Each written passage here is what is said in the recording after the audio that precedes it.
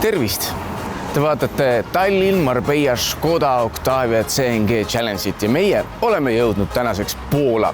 Selja taga on üks päev ja üks öö, mis tähendab seda, et me läbisime lugematul hulgal kilomeetreid mööda Baltikumi teid, vaatasime ohtralt aknast välja ning kuulasime kõike, mida Spotify's kuulata annab.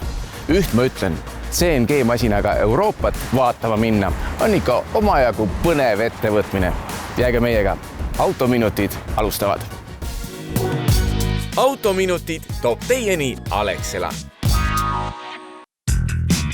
Esimeses episoodis tegime reisiks ettevalmistusi. Saime Škodast CNG gaasil töötava Octavia, võtsime Easyst autole ja endale korralikud kindlustused ning alustasime meie seikluse esimest etappi. Ees ootasid reisi esimesed kõige raskemad 1000 kilomeetrit. Suundume Varssavi ainsa CNG tankla suunas.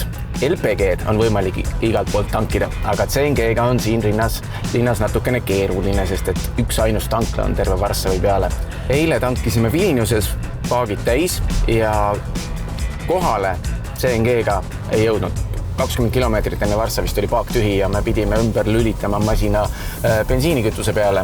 Aga ma arvan, et see oli võib-olla kõige kriitilisem distants ka meie reisil. Selleks, et leida Varssavis üles CNG tankla, võtke üks ainus tähis omale ja selleks on Varssavi Expo keskus, mis asub selle CNG tankla kõrval. See on meie reisi kõige kallim tankimine, 72-77. No, slottides. CNG hinnad kõiguvad Euroopas üsna palju, alates 60 sendist kuni 1,9 euroni kilogrammi eest. Kõige kallim on CNG Rootsis. Ma tegin väikese arvutuse, et vaadata, kui palju meil Varssaviks kütust kulunud on. Ja arvutamine näitab, et me oleme kulutanud 27 eurot 80 senti CNG peale ja 20 eurot bensiini peale. Ja seda seisuga, kui mõlemad paagid on ääreni kütust täis. Parima ülevaate CNG tanklatest annab cngeurope.com, kust leiab riikide kaupa kõikide tanklate asukohad. Meie trajektooril on kõige vähem tanklaid Baltikumis. Poolas, Tšehhis ja Saksamaal on neid jällegi väga palju. Prantsusmaal jällegi vähem ning Hispaanias tasub samuti teekond läbi planeerida, sest tanklaid leidub eelkõige kesk- ja põhjaosas. Kindlasti peaks ka sellesse kaarti kriitiliselt suhtuma, sest kõik tanklad ei pruugi olla töökorras või töötavad ainult kliendikaardiga. Läti ja Leedu läbimine oli väga tüütu. Sorry, lõunanaabrid, aga nii see on. Alates Varssavist on väga mõnus minek. Siin on suurepärased kiirteed, kus on väga hea sõita. Maastik vaheldub väga mõnusalt, on mida vaadata.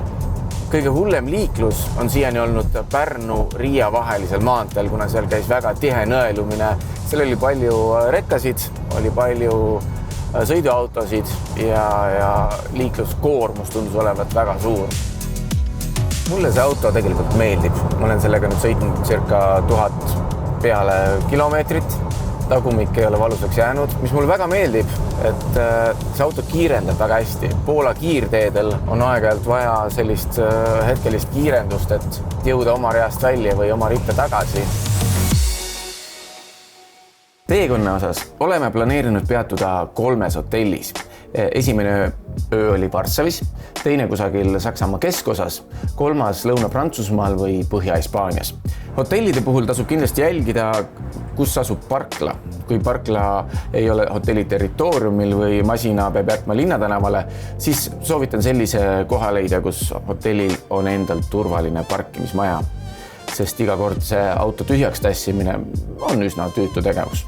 Kui soovite hommikul varakult sõitu jätkata, siis vältige südalinna hotelle, sest hommikused ummikud varastavad teilt väärtuslikku sõiduaega. No, reisi eduks üks võti võimalikult vähe asju, erinevalt meist.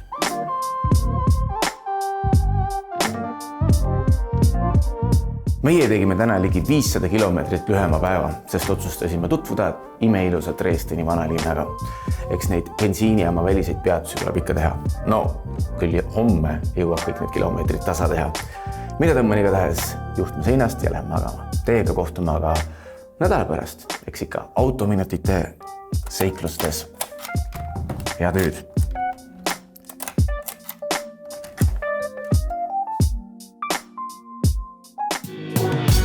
autominutid toob teieni Alexela.